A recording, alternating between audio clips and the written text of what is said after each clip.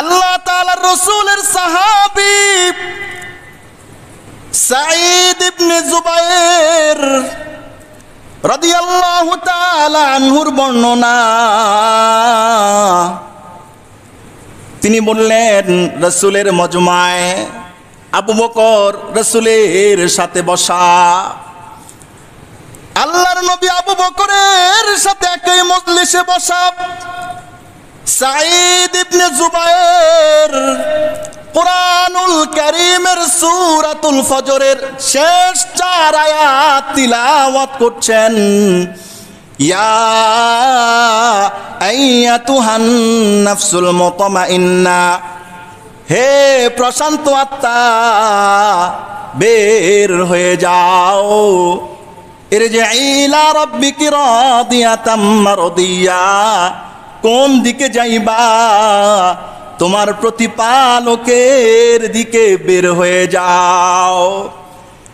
এমন প্রতিপালকের দিকে তুমি বের হয়ে ছুটবা যেই প্রতিপালকের উপর তুমি সন্তুষ্ট, ওই আল্লাহ তাআলাও তোমার উপর সন্তুষ্ট। ফাদখুলি ফি ইবাদি, হে আমার বান্দা, আমার নেককার বান্দাদের কাতারের মধ্যে প্রবেশ করো। ফাদখুলি ফি ইবাদি ওয়াদখুলি জান্নাতি, হে বান্দা আসো না মালিকের তৈরি করা জান্নাতেই প্রবেশ করো। আবু বকর চিৎকার মেরে ডাক দিয়ে বললেন, ওগো আল্লাহর নবীজি, এই রকম ডাক রব্বুল আলামিন কার জন্যে দিবে? আল্লাহ তাআলা আবু বকরের, আল্লাহর রাসূল আবু বকরের চেহারার দিকে তাকিয়ে বললেন, আবু বকর, এই ডাকটা মৃত্যুর সময় আল্লাহ তাআলা আপনাকে এই ডাকে ডাকতে থাকবে। সুবহানাল্লাহ। নফস 3 প্রকার। আমরা যারা আছি এই 3 প্রকারের বাহিরে কারো নফস নাই। 3 প্রকারের সীমাবদ্ধ। এক হলো আন-নফসুল আম্মারা, নফসে আম্মারা। মন সবসময় আপনাকে আমাকে পাপাচার, অনাচার, অন্যায় কাজের প্রতি আকৃষ্ট করতে থাকে। যেন আমার কাছে অন্যায় ভালো লাগে, উল্টাটাই ভালো লাগে, ভালোটা আমার কাছে মোটেও ভালো লাগে না। এই নফস সবসময় অন্যায়ের প্রতি আকৃষ্ট করতে থাকে। এটা হলো হাদিসের ভাষায় আন-নফসুল আম্মারা, এমন নফস যেটা আপনাকে খারাপ কাজে আদেশ করে থাকে। 2 নম্বর নফস হলো আন-নফসুল লাওয়ামা, অনুশোচিত আত্মা, অনুশোচিত রূহ। একটা অন্যায় হয়ে যাওয়ার পরেই তার কাছে মারাত্মক পর্যায়ের খারাপ লাগে। কেমন খারাপ লাগে? হঠাৎ করে যদি আগুনের মধ্যে হাত লেগে আগুনের কোনো অংশ পড়ে যায়, আঙ্গুলের, পায়ের, শরীরের, কেমন লাগবে? একটা অস্বস্তি অবস্থা তৈরি হবে, খারাপ লাগবে, পেরেশানগ্রস্ত হবে। সুস্থ মানুষের মাথা ব্যথা করলে তার কাছে ভালো লাগে না, খারাপ লাগে, পেরেশান হয়ে যায়, তাই না? অন্যায় করার পর একজন মুমিনের কাছে অনুশোচনাটা তেমন ভাবে তাকে আক্রান্ত করে তোলে। হায়, কি করলাম, কি অপরাধ করলাম? সে তার নফসকে তিরস্কার করতে থাকে, নিন্দা করতে থাকে, ভৎসনা দিতে থাকে। তার কাজটি মোটেও ঠিক হয়নি। পরক্ষণেই রব্বুল আলামিনের দরবারে সে মাপ চায়, হাত তুলে, আল্লাহ মাফ করে দেন, আর করব না, দয়া করেন, রহম করেন, এই অন্যায়ের ধারে কাছে আর যাব না সংকল্প করে সে। গুনাহের প্রতি যদি অনুশোচনাই না আসে, তওবা নসিব হয় না। গুনাহকে গুনাহ না মনে করলে কিয়ামতের আগেও সে তওবা করবে না। দুনিয়ার সব অপকর্মকেই মনে করে এটা আমার জন্য জায়েজ। আমি আপনি কার খালু যে আমার আপনার জন্য জায়েজ আর সবার জন্য হারাম? কথা বলেন না যে দুনিয়াতে কি হালাল হারামের মধ্যে কি শ্রেণীবিন্যাস আছে নাকি? মুসলমান মুমিন যে হবে তার জন্যই যা হালাল সবার জন্যই তা হালাল, তার জন্য যা হারাম সবার জন্যই তা হারাম। ব্যক্তি বিশেষ পার্সন আলাদা করার কোনো সুযোগ নাই। আলেম গায়রে আলেম, হুজুর গায়রে হুজুর, টুপিওয়ালা টুপি ছাড়া, পাঞ্জাবি পড়নেওয়ালা শার্ট প্যান্ট পড়নেওয়ালা, আল্লাহ পাকের বিধান পালন করার ক্ষেত্রে আলাদা করার কোনো সুযোগ নাই। বিধান তার জন্যই, যার হৃদয়ের কালিমা লা ইলাহা ইল্লাল্লাহ। আমল তার জন্যই, যার ইয়াকিন বিশ্বাস আল্লাহকে মানলাম, রাসূলকে তাআত করলাম। মরব, মরার পর একটি অনন্তকালীন জগতের সূচনা হবে, তার জন্যই। ভাগ নাই কোনো। নামাজ ফরজ, জুমা ফরজ, আমাদের সবার জন্য ফরজ, যারা প্রাপ্তবয়স্ক, তাই না? এখানে কি কারো পার্সন আলাদা করার সুযোগ আছে? আলাদা করার সুযোগ নেই। আন-নাফসুল লাওয়ামা, অনুশোচিত আত্মা, অনুশোচিত রূহ। 3 নম্বর হলো আন-নাফসুল মুতমাইন্না, নফসে মুতমাইন। মুতমাইন মানে যেটা আল্লাহ পাকের জিকির ফিকিরেই প্রশান্তি লাভ করে, আল্লাহর কাজ করলেই ভাল লাগে, রাসূলের কথা শুনলেই ভাল লাগে, কোরআনের কথা বুঝলেই তার ভাল লাগে, রোজা রাখলেই তার কাছে ভাল লাগে, হজ করলেই তার কাছে ভাল লাগে। যত ভালো কাজ আছে তার দিল তাকে শুধু ভালো কাজের প্রতি আকৃষ্ট করতে থাকে।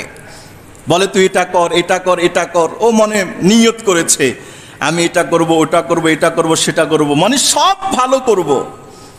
এটা হলো আন-নাফসুল মুতমাইন্না, প্রশান্ত আত্মা, আল্লাহ পাকের সান্নিধ্যের প্রত্যাশী আত্মা, ভালো কাজে প্রশান্তি লাভ করনেওয়ালা আত্মা, ভালো কাজে মনোনিবেশ করনেওয়ালা আত্মা নফস।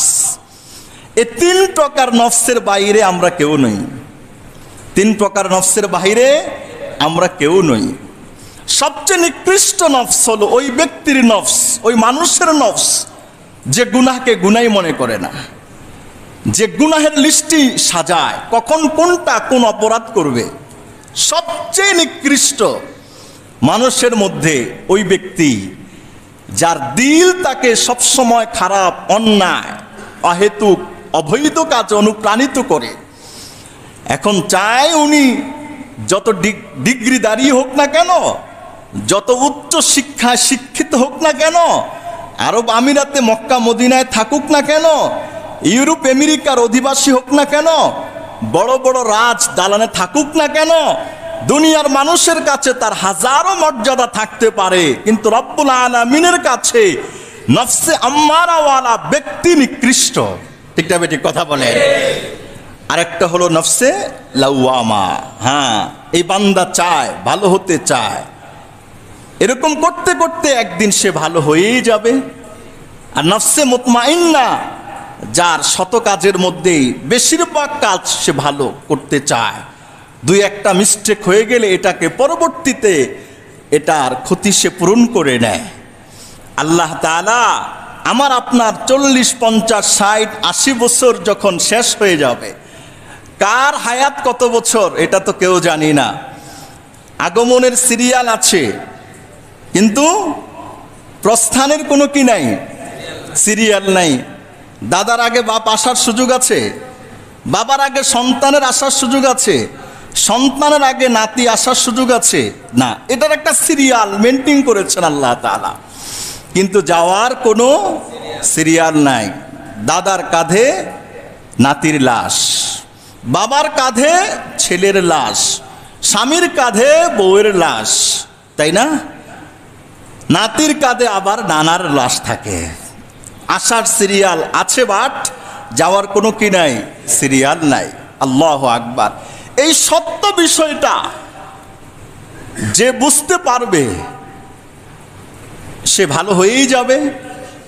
এই বাস্তব বিষয়টা যার অন্তঃকরণে প্রবেশ করবে সে নেককার হয়েই যাবে, সে সৎ হয়েই যাবে। আজ না কাল সূচনা তার স্টার্টিং হয়ে যাবে। ঠিক না বেটি কথা বলে?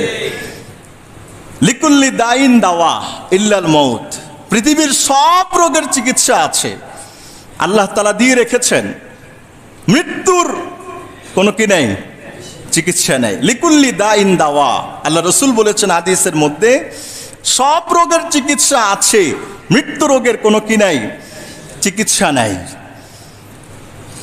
দুনিয়ার সব ডাক্তার মিলেও একজন মানুষকে, মুর্দাকে জিন্দা করতে পারবে না।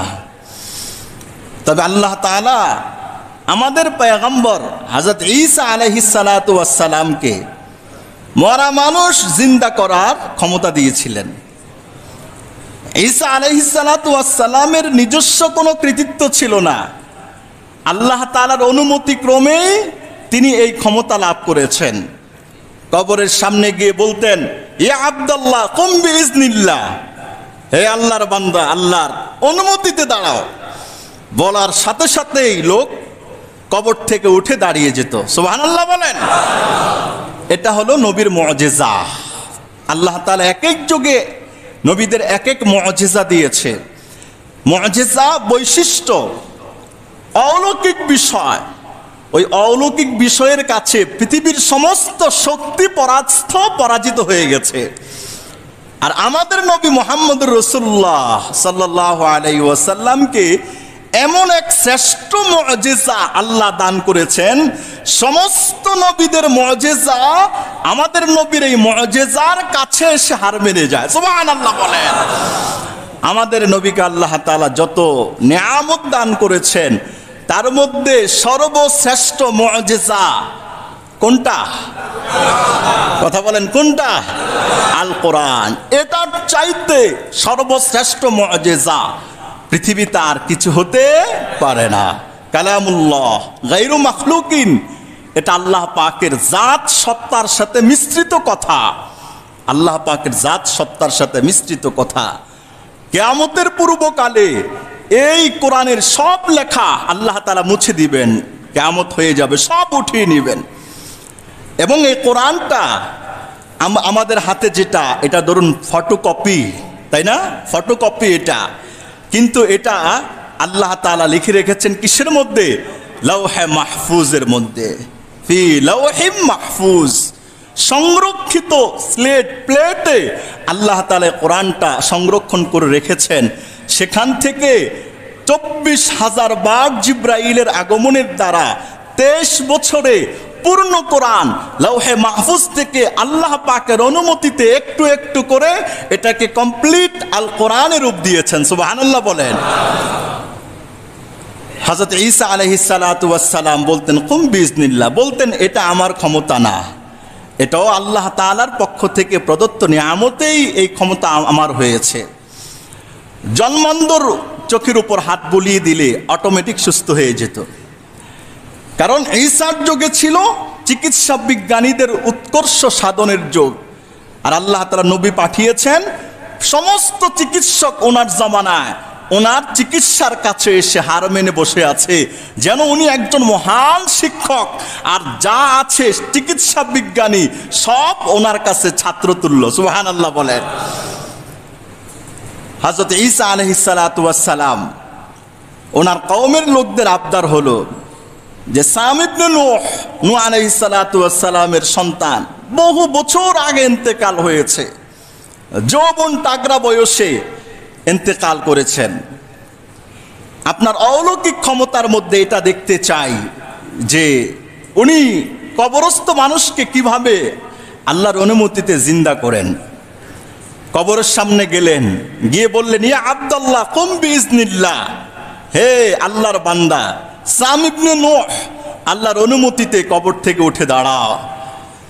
শত শত হাজার বছর আগে মৃত্যুবরণ করা সাম ইবনে নূহ কবর থেকে একবার একজন সুপুরুষ হয়ে উঠে গেছে। সুবহানাল্লাহ বলেন। পুরা দাড়ি সাদা, সাম ইবনে নূহ পুরা দাড়ি সাদা, কিন্তু তার জীবনীতে লেখা আছে উনি যৌবন বয়সে ইন্তেকাল করলেন, যে বয়সে তার দাড়ি একটাও পাকে নাই, সব কাঁচা দাড়ি।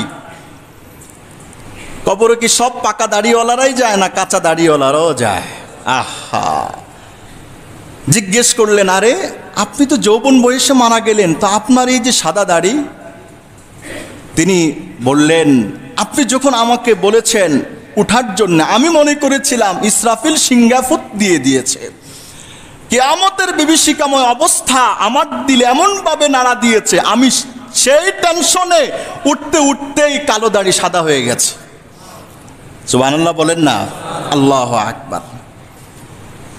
আল্লাহ তাআলা ডাক দিবেন, নফসে লাওয়ামাকে ডাক দিবেন না, নফসে আম্মারাকেও এরকম ডাক দিবেন না, নফসে মুতমাইন্না ওয়ালাকে যেই রকম কি দিবেন, ডাক দিবেন। আল্লাহ তাআলা এইরকম ডাক সবার কিন্তু আসবে, ভালো হলেও আসবে, খারাপ হলেও আসবে। লাওয়ামার জন্য আসবে, মুতমাইন্নার জন্য আসবে, আম্মারার জন্যও আসবে। এই ডাক আমরা যারা আছি সবাইকে এই ডাকে আল্লাহ তাআলা ডাকবেন। ফেরেশতারা এই ডাকে ডাকবে, আল্লাহ তাআলা এই ডাকে ডাকবেন। আল্লাহ পাকের ডাকটা কি মুতমাইন্না ডাকটা চান, নাকি আম্মারাওয়ালা ডাক চান, নাকি লাওয়ামাওয়ালা ডাক চান? সিদ্ধান্ত আপনার, প্রশ্ন আপনার কাছে, উত্তর আপনার কাছে, রেজাল্টও কি হবে এটা আপনার কাছে। সিদ্ধান্ত নেই আমি আপনি যদি নফসে মুতমাইন্নাওয়ালা হতে পারি, তাহলে এই রকম একটি ডাক আল্লাহ তাআলা মৃত্যুর সময় আমার জন্য ডাক দিবেন। সুবহানাল্লাহ বলেন।